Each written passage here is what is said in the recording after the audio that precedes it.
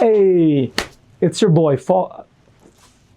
My phone just fell. Hey there, Paul here, and I didn't jump this time, so my phone doesn't fall out of my pocket. I do have a question to ask you, dear viewer, however. You ever walked into a hobby store? What am I asking for? Of course you have.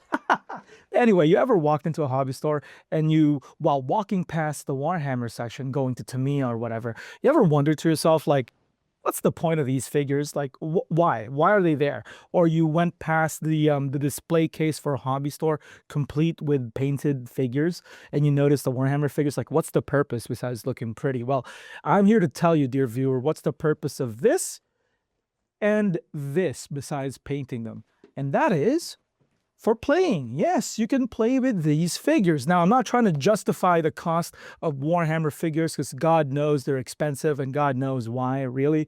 But a part of the consideration of the price, beyond just building and painting, is that you can actually play them or play with them on the tabletop. Yes, this is tabletop gaming figures or war gaming figures. And Warhammer basically is the top dog for that entire genre, though you can argue that Dungeons and Dragons is actually top dog, depending on who you ask, but that also depends on the genre itself. But anyway, yeah, so I'm going to be teaching you, yes, you, the basics of how to play Warhammer 40,000 or Warhammer 40K. You might be asking to yourself, Paul, wait a minute, you're a little too late. 10th edition launched 3 years ago. That would have been the most optimal time to launch a beginner's guide on how to play Warhammer. And you just answered your own question, because I'm doing this to lay the groundwork for the channel. I know for a fact that 11th edition will launch by mid to late summer of this year. And I'm not just spewing out any sort of garbage rumors. I don't put stock in any of that. They're either false or like a year or two early. So there's no point, right? I know for a fact that it will come out this year. And that's because they come out like 3 years, like clockwork. The last edition, 10th, came out mid to late summer of 2023, and the 9th before that came out slightly earlier, around still like early summer, essentially, of 2020, but that's only because of COVID. That's why that happened. But regardless, it's still every 3 years. And if they break tradition this time, who cares? I still uploaded the video. And I taught you how to play Warhammer, the basics of it. So yes, and I'm also laying the groundwork for our channel because hopefully in the future, in a couple months when the launch happens, this video gets recommended. Hi, if you're from the future, leave a comment down below and let me know what changed actually from the basics. And don't worry, I will make a follow-up video referring to this video as well, and making a lot of changes, right, which we are expecting, plus the plethora of figures, the new ones, and the plethora of rules and lore. We will be covering that in this channel. We're going all in on Warhammer this year, and look forward to that. But now, let's get to the basics.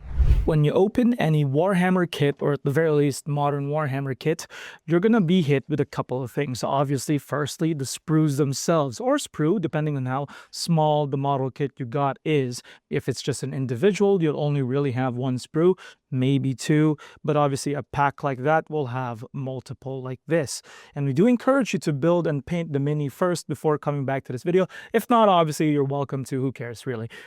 This one I'm showcasing is a Space Wolves Blood Claws model kit, or a Space Marine, right? This is the miniature for it. And it's just an individual now, so you're just called a Blood Claw, not Blood Claws. Anyway, what matters is the manual for this video anyway. Whether it's an individual shell packaging kit that only has one sprue, or a pack like this, it will have some sort of manual, whether it's a sheet of paper or a booklet. Flip to the back, you'll see something like this. This is the most important part for the video. You're like, what the hell is that? There's a lot of numbers there. That's the stat sheet for your mini that you just bought and built and painted. We're going to be discussing and breaking down what this all means. It's very simple. The first stat we will discuss is the one on the very left here. That means movement. So the first stat on the left will always refer to the movement, or how far can this unit or individual model can move on the table. And that measurement there is 7 inches, not centimeters, not feet, not meters. 7 inches, which some might say is above average, some might say it is too much movement even.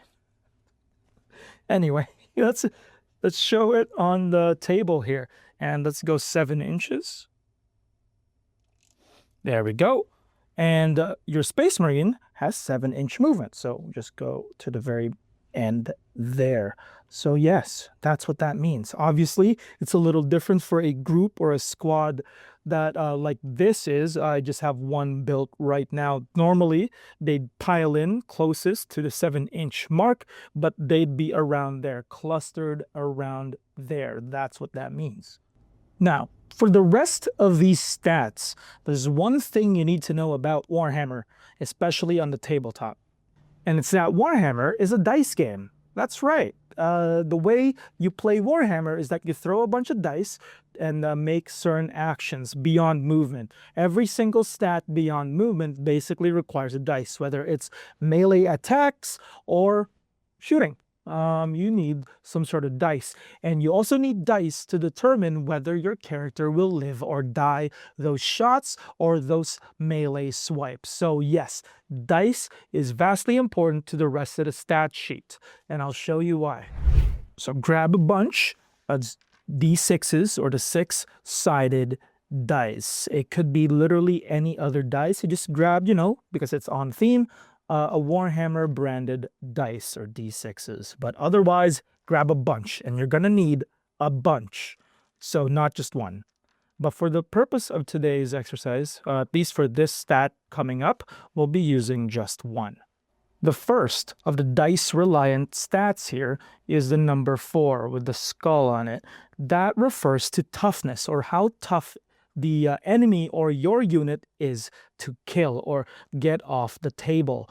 That's what that means. So this is a Space Marine. So a toughness 4 is actually not that bad, all things considered, because he is a superhuman augmented Space Marine that has power armor on top of his already enhanced physiology with backup organs and all these things. So toughness 4 is actually quite decent. Obviously, in the grand scheme of things, with demons and all these things, toughness 4 might be irrelevant against the heavy hitters, but for the grand majority of the little guys, toughness 4 may be a mountain to climb, because the shots might just plink off their armor depending on your dice rolls. Let me show you an example. I'll be using this Blood Angels Captain Space Marine as a stand-in for the enemy forces, just for the demo's sake.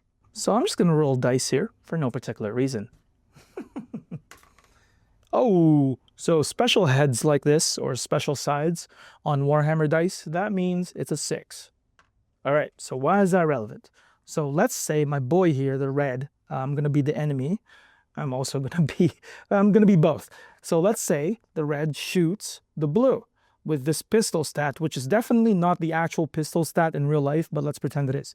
He can shoot me from 12 inches away. So within any of the range there, within 12 inches, technically speaking, he can shoot me. There's special rules and whatnot, but let's ignore that. So 12 inches. Let's say he shot me max range. There we go. Max range, 12 inches away. So he is here and I am there. Right, there we go. So I rolled a 6 already. Why is that relevant? Well, let's discuss further, shall we? Because the next stat after the range is the number of attacks. That's what the 3 swords is. So he makes just 1 attack because it's a pistol. That's what you're allowed to do. Let's ignore the third stat here for now. We will discuss that further on later. This fist here is the most important. That is strength, the strength of the weapon. So this pistol here has strength 4. Let's compare that directly to the toughness 4 Space Marine armor, because that's what's important. And according to the rules, if strength equals toughness, they're the exact same number. That means that you have to roll a 4+ for you to even have a chance of wounding you, the enemy, shooting your enemy. So since I rolled a 6 to wound Mr. Blue over there, that means that it does go through. But you're like, Paul, wait a minute. What do you mean a chance? Doesn't it mean that because there's a blood drop of 1, I do a damage of 1 to your Space Marine? No, because of this next stat. So let's say he rolls a 1. Yes, this time he has to roll for the toughness versus strength test. I rolled because I'm the attacker. But since this stat here, which is what we're going to be discussing next, the saving throw stat, this is purely a defensive stat. The defender now has to roll because remember, I succeeded in my roll and now he has to defend, because if he fails this roll, that means that the wound that I have inflicted, technically, because I succeeded this part here, the strength versus toughness test, will stick, and I will damage him by 1. That's what that blood drop 1 means. And he only has 2 wounds. Wounds is essentially his HP bar.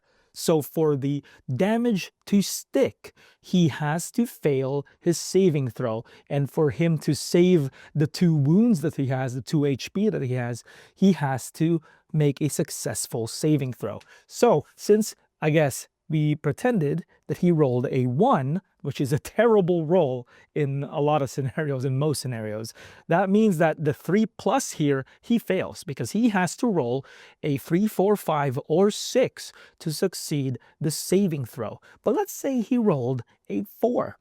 That means he did succeed. Then you're going to be asking this question like, Paul, a 3, 4, 5, or 6, a 3+, that sounds incredibly strong. Well, first of all, that symbolizes the Space Marine armor. Remember, he's in a power suit, and he's a superhuman soldier like Master Chief. So this is symbolizing the durability of the armor plus the durability of, well, just the Space Marine in general. But this stat here that seems super strong is modified by this stat on any weapon. It's the one that looks like it has something plinking off the armor. That is armor penetration. So our initial shot here, the first one, has an AP of 0. That's what that means. That means that my shot does not modify my enemy's saving throw. So there's no armor penetration. It's just my shot, right? So, but let's say I take the second stat sheet, right? This has an AP of -2. What does that mean? Let's say I succeed the strength versus toughness test, which I am likely to because this is a strength 7 shot to his toughness 4.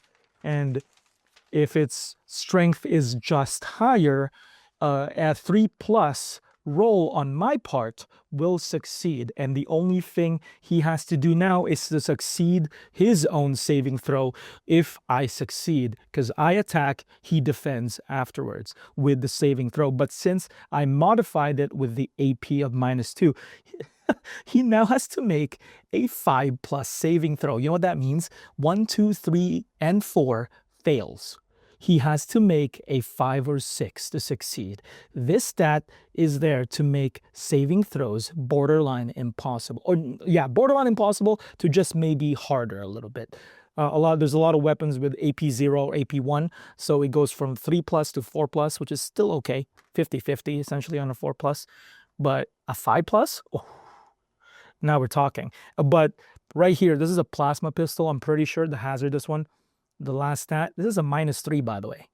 That means his saving throw becomes a 6+. He can only succeed if he rolls a 6. Oh my God. He rolled a 6. What are the odds of that? That was not scripted. So he succeeded. So even though this last shot has a stat line of 8 to 4, which according to the rules, double strength means I only need to roll a 2+ to succeed and hit the enemy and actually land a wound. For him to save it, right, he has to roll a 6+, but he just did. So I didn't wound him. And by the way, the first 2 stat lines for the 2 weapons there has a stat line of 1 damage only. So if he fails the saving throw, I would have damaged him by 1. But this one right here, which he just saved, has a damage of 2, which if he failed that, which he didn't, which is insane, the Marine, would have died, and I would have taken him off the table. And yes, I know there's a hazardous tag there, like the other tags, like blast and all the other things. There's a special sequence in which you roll dice for them and whatnot, special rules and whatnot. But I'm not going to discuss that here. Obviously don't want to make it a little bit more complicated than what it already is, right? So please get off my back. I'm aware. Are you still with me? Hopefully you are. Because if you're not, I'm going to break it down really simple, like this. Basically, I have a strength 4 pistol. I shoot you. Now it's your toughness versus my strength. Even numbers, toughness 4 versus strength 4. That means that I have to roll a +4 according to the rules. That means that 4, 5, or 6, I succeed my shot. Technically speaking, I've already damaged or killed you. But I say technically because you have a saving throw stat. Your unit does. So you now have to roll according to that stat, in which case yours says 3+. That means on a 3, 4, 5, or 6 on your roll, you have now succeeded. That means that my shot completely fails. It plinks off the armor. But how do I modify such a strong stat? With my weapon's AP stat. I said AP 0 earlier, but that means that I don't modify your armor stat at all. There's no penetration happening there. But let's say my weapon does say -2 or -3 as previously shown. That means that your saving stat now becomes from a +3 to a 5+ or a 6+, meaning you can only save yourself if you roll a 6 or a 5 and a 6. That sounds hard, and it is, trust me. People die a lot in Warhammer, believe it or not. Wow. So yes, that's what that means. But we can ignore all these damage calculations if I fail my initial roll, the strength versus toughness thing. Because remember, it's only 4+ because the numbers are equal. If my strength doubles or more your toughness, that means that I only have to roll a 2+. You're gonna die. Because I only have to roll 2+, 2, 3, 4, 5, and 6. I succeed. But it's also the opposite. If your toughness doubles or more my power, my strength, that means that I can only damage you, potentially damage you, on a 6. So that's almost impossible for me to damage you, because you still have your saving throw afterwards, even if it does go through. So I only mentioned the double or half strength, right? But what if it's just higher, not double or half? So if it's just higher, your strength is just higher compared to your opponent's toughness, you have to roll a 3+ to potentially damage them. But if your strength is just lower and not half or less, that means you have to roll a 5+. That's what that means. Remember the stat I told you all to ignore? Yeah, well, this is now relevant, because it's the final sort of piece to the shooting puzzle of Warhammer, which is probably its most complicated part, to be honest. Every other rule kind of falls flat just because you shoot all the time. This third stat right here, that is ballistic skill. It used to be part of the main line sort of stats here. You would have WS, which is weapon skill, which is for melee, and you would have a BS, ballistic skills, or for shooting. But they've got rid of it for 10th. Yeah, for 10th, they got rid of it just to make it simple. They're all listed now on the weapon stat sheet instead. So it's the crosshair. Yes, so 3+. What does that mean? It means that for me to even make the toughness versus strength test, I have to hit you. If I miss, then there's no point in making all those calculations. That's what that means. So let's do an entire shooting phase right now. It says 3+ on the pistol. So I land it, +4. And now because my shot lands on your blue guy here from 12 inches away, remember it has strength 4. And AP 0, damage 1. You have toughness 4. That means for me to now succeed in wounding you, I have to succeed in a 4, 5, or 6. And again, I did a 4. So you now have to make a saving throw. So it's still me. I'm alone here. So I have to make a 3+, because according to the stat sheet, that's the saving throw stat. 3, 4, 5, or 6, I succeed. Oh, what's with all the 4s? It's literally been all 4s. What's going on? So I do succeed, though. That's what that means. So that means that my attack failed because there is no AP modifier in the initial shot there, AP 0. And since there's only one attack that I can make, Yeah, that means that my attack failed. I didn't get to damage this guy at all. That's a full shooting. See how easy that is? A lot less complicated. That's it. And completely, to be honest, it's a lot less complicated because I can miss.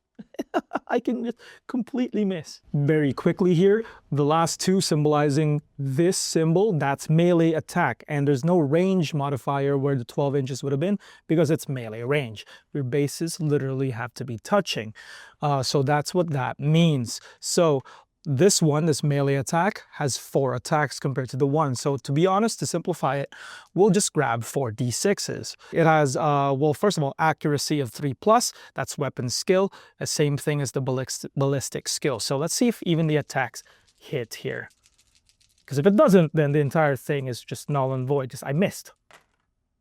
So that's a 5, that's a 4. So only 2, oh no, and that's a 3. So 3 out of the 4 attacks technically hit. And I say technically because they may not damage, because that's strength 4 compared to the opponent's toughness 4. You know what that means? 4 plus 2 roll to hit, to technically damage. Oh, I land 1. That's a 6. And oh, actually, I land 2. That means that out of the 4 attacks, 2 technically have already wounded him. And if it goes through with damage modifier of 1 there for wounds, and he only has 2 wounds, he dies if both goes through. So now the defender has to make a saving throw of 3+. But this melee attack has a -1. That means that he now has to make a 4+ saving throw, which is slightly rough, but it is 50-50 essentially. Let's see. Oh, he saves 1, the other one goes through. That means that I have successfully damaged him for 1 wound or 1 damage. He has now been reduced to 1. And if your unit typically gets reduced to a certain number of HP, you grab a d6, then you just place it right next to the model, symbolized by his 1 HP. That's what that means. So yeah, melee, same as ranged, you're just in, well, melee range. The last 2 stats are actually pretty simple. So this one with the flag, 6+, and the 2 here is objective control or OC. The one right next to it is leadership, how brave your unit is. So let's use the blue boy here as an example. He is the only one left of his squad. Let's say the other 9 died. According to Warhammer rules, if half or more of your squad dies, you have to make a battle shock test. That means that on only a 6+ can save you in this battle shock test. And a 6+ means your unit is pretty brave. It can go lower than 6+, believe it or not. Let's do the battle shock test here again. 6+, 6+. Oh, there we go. 6+. That's a 10. What does that mean? That means that my unit, despite everyone else dying around him, remained brave. He did not fall in the face of chaos. But let's say he failed. He got just 3. Let's say he got 3. That means that the OC number, the objective control number, gets reduced to 0. He also is now ineligible to receive any sort of special stratagems or command points related like tricks and techniques, right? Nothing. He's not allowed to receive anything. He failed the battle shock test. And finally, if he does retreat, he may or may not incur any sort of damage. So yeah. It's pretty bad if you fail battle shock tests in 10th. So that's what that means. And OC is important because base Space Marines like him has typically an OC of 2, even an entire group. But if they fail the battle shock test, even if there's a group versus group right there in the same objective with the same number of OC, if they get reduced to 0, you hand over control of the objective towards your enemy. That means that by the end of their entire turn, they get the points for that objective. You get 0. You lose the objective control. That's what that means. And of course, the bigger the monster, typically speaking, like this Norn Emissary, right, the more OC it has compared to a measly Space Marine or, God forbid, just an Imperial Guard, which is just a regular guy with a gun. So yeah, believe it or not, that's it. You know the basics of Warhammer. Again, the most complicated part is the shooting and melee. That's it, man. That's it. It comes in phases, of course. You you know, you move and then you shoot and you do all these things. But ultimately, learning the rules is easy. Stratagems are easy. Command points is easy. You learning how to shoot and learning how to swing a sword is the most complicated part of Warhammer. And I made it sound complicated, but in practice, you saw it is incredibly easy, very straightforward, because at the end of the day, you can just miss. And the complication comes from 20 guys shooting at this one monster or shooting at another group of 20 guys. The mountain of dice that you throw. That's why in official tournaments, there are referees on the side making sure you didn't miss a dice that went off all the way in the corner there that you didn't see, or you did see all the dice, but then you miscounted the amount of hits there actually is, or you made the wrong judgment based on the dice. It can get confusing in the heat of the moment, but that's it. A lot of the complication comes from shooting and melee. The rules themselves are easy. Again, stratagems are easy. Command points are easy. That's it. So again, we can go further and deeper into this, but so long as you know how to shoot and so long as you know how to melee, everything else will follow, including the turn order, the phases, deployment, all that stuff. Easy. Shooting and melee. Learn how to shoot that and learn how to swing that sword. So yeah. That's it for me today. Thank you guys so much for watching. Again, my name is Paul, and this is Sunward Hobbies. And before I go, I'd like to give a special shout out because we are having our very first in-person class. That's right, a painting class on April 18th at 11 a.m. There's also another session way later down the day, I believe at 1:30. So yes, there are two classes. You can sign up and buy a spot right now on our website, sunwardhobbies.ca. There's a tab, Events and Classes. Just click that. There should be a sign-up sheet there. And the fee includes a free mini, free paints, and of course, the class itself. And it is headed up by Adrian Peck, P-E-C-H. Google him, go to his Instagram page. Yeah, War Glamour Minis, one word on Instagram. And yes, he is very good. He is a former, he is a Golden Demon bronze winner in 2023 for large minis. That's right. He's pretty good. He's very good. So yes, you will be dealing with an expert during that class. Rest assured you are in good hands. So yeah, that's it for me today. Thank you guys for watching. Everything shown in this video is available on our website down below, plus the classes down below, sunwardhobbies.ca. Thank you.